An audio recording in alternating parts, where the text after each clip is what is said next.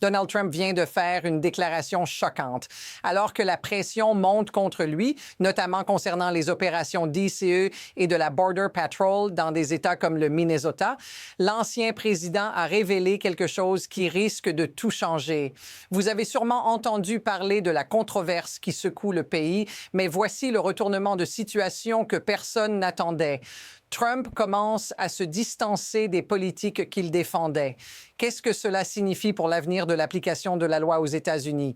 Et pourquoi cela vous concerne-t-il? Vous, restez avec moi, car les révélations qui suivent risquent de bouleverser votre vision de tout cela. La situation à Minnesota n'est pas un cas isolé. Ce qui se passe là-bas pourrait bien marquer un tournant dans la manière dont le gouvernement fédéral gère la sécurité intérieure et l'application de la loi. Alors que les opérations d'ICE et de la Border Patrol sont mises sous pression, un changement de ton inattendu vient de la Maison-Blanche. Mais voici la question à se poser. Pourquoi maintenant? Est-ce une réponse à la pression populaire ou bien une tentative de sauver des parts de marché politique avant les prochaines élections? La vérité, c'est que cet événement ne concerne pas seulement Minnesota.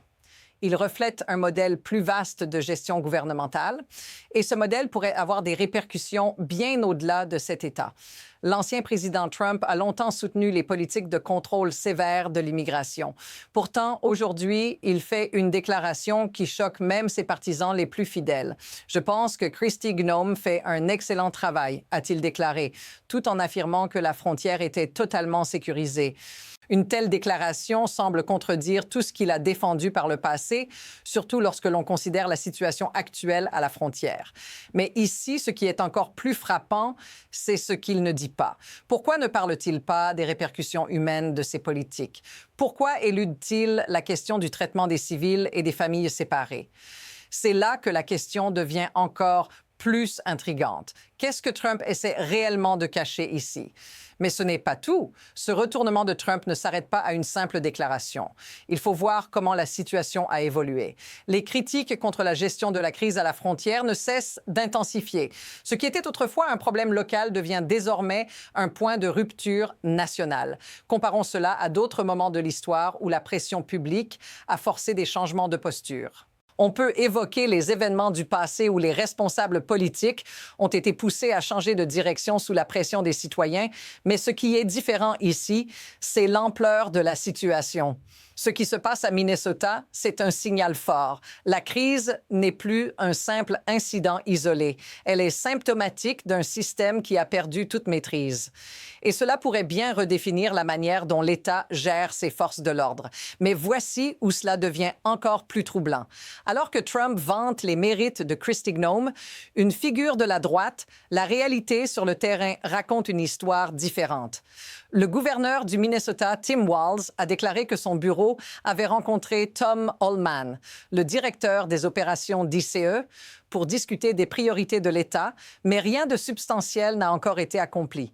Le contraste ici est frappant. D'un côté, Trump exprime son soutien à Noem, tout en prétendant que la frontière est sous contrôle, mais de l'autre, les responsables sur le terrain sont contraints de se battre pour obtenir une réduction des forces fédérales dans leur État. C'est là que le problème devient irréversible. Les actions sur le terrain ne correspondent pas au discours politique. Et à ce stade, cela change tout. Les États-Unis sont confrontés à un choix difficile, continuer à nier la réalité ou confronter cette crise qui se développe de manière exponentielle. Mais ce n'est pas fini. En plus de l'escalade à Minnesota, plusieurs événements sont venus aggraver la situation. D'abord, l'assassinat d'Alex Prey par la Border Patrol a ravivé les tensions. Ensuite, un autre développement inquiétant est survenu. Les agents fédéraux ont été accusés d'agir sans retenue, déstabilisant l'État et créant un climat de peur. Ce n'est plus un incident isolé, c'est maintenant une série d'événements qui montrent une dérive dangereuse. Le gouverneur Walz a décrit la scène comme une situation d'horreur avec des enfants séparés de leurs parents et des voitures abandonnées dans des circonstances inquiétantes. Et tout cela se déroule sous les yeux du gouvernement fédéral. Ce n'est pas seulement une question de politique, c'est une crise de gouvernance. Et si cette spirale continue, nous serons confrontés à des conséquences qui affecteront profondément la société américaine. Mais tout ceci n'est pas qu'une simple bataille politique. Il y a des conséquences réelles pour les gens ordinaires. Ce n'est pas seulement un affrontement entre le gouvernement fédéral et les autorités locales. C'est des familles séparées, des vies brisées. Pensez aux scènes poignantes où des enfants sont arrachés à leurs parents ou ces images terrifiantes de voitures abandonnées sur les bords des routes. Cela touche chaque citoyen, car ce climat de peur et de violence n'épargne personne. Cela touche surtout les communautés les plus vulnérables. Et la question qu'on doit se poser est la suivante. Est-ce qu'on va laisser cette situation continuer à affecter les familles américaines de cette façon? Si vous avez déjà ressenti la douleur de voir des injustices se produire sans pouvoir intervenir, dites-le dans les commentaires. Mais au-delà de la colère et de l'indignation, il est crucial de comprendre comment un tel chaos peut se produire.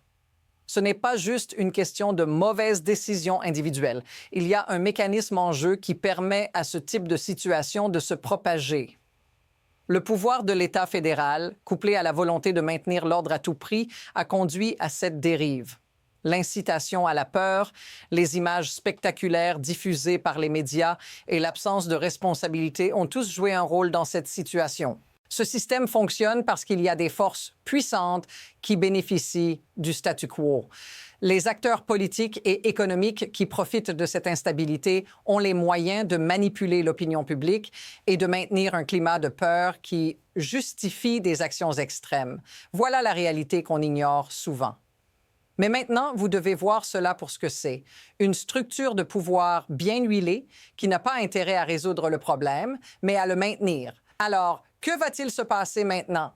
Il existe deux scénarios possibles. D'un côté, si la pression continue à monter, les responsables politiques pourraient être contraints de revoir leur position, d'adopter des réformes plus équilibrées et de réduire les actions militaires à la frontière. Cela pourrait conduire à un certain apaisement, une désescalade des tensions, mais de l'autre côté, si ce système de répression continue à s'étendre, l'agitation pourrait atteindre des niveaux encore plus élevés. Le climat de peur pourrait se renforcer et les divisions au sein du pays se creuser davantage. C'est un moment charnière. Le choix qui sera fait dans les prochains jours et semaines aura des répercussions profondes, non seulement pour Minnesota, mais pour l'ensemble du pays. La question qui se pose est, vont-ils opter pour un retour à la paix sociale ou laisser ce cycle de violence et de tension se poursuivre? Une chose est sûre, ce qui va se passer dans les 48 à 72 heures à venir pourrait changer à jamais le paysage politique et social des États-Unis. Et voilà, tout se résume à cette vérité. Ce n'est pas seulement un affrontement politique, c'est une question morale, une bataille pour la justice, la sécurité et la dignité humaine. Ce qui se passe à Minnesota pourrait être l'étincelle qui déclenche un changement majeur à l'échelle nationale. Si nous restons passifs, si nous ne faisons rien, nous risquons de voir un cycle de répression se transformer en une norme acceptable.